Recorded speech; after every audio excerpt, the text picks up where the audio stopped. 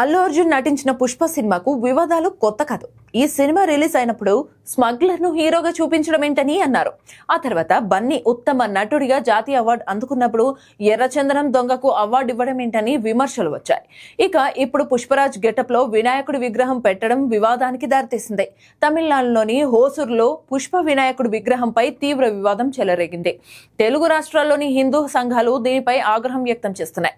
హోసూరులో వినాయక చవితిని పురస్కరించుకుని ప్రజలు ఒక భారీ సెట్ ను ఏర్పాటు చేశారు. ఇందులో అల్లు అర్జున్ పుష్ప సినిమాలోని గెటప్ లో ఉన్న వినాయకుడి విగ్రహాన్ని ప్రతిష్ఠించారు.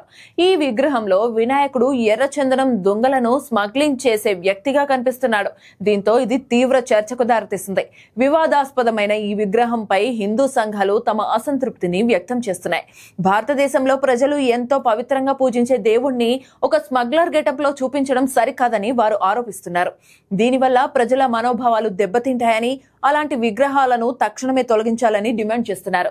ఇటు సోషల్ మీడియాలోనూ పెద్ద ఎత్తున చర్చ జరుగుతోంది. కొందరు దీనిని వ్యతిరేకిస్తుండగా మరికొందరు దీనిని ఒక కళాత్మక సృష్టిగా అభివర్ణిస్తున్నారు. బన్నీ ఫ్యాన్స్ మాత్రం గతంలో ఇలాంటివి చేసినప్పుడు ఏం చేశారని కాస్త గట్టిగానే వాదిస్తున్నారు. మొత్తంగా మరోసారి వివాదంతో హాట్ టాపిక్ అయ్యాడు పుష్పరాజ్.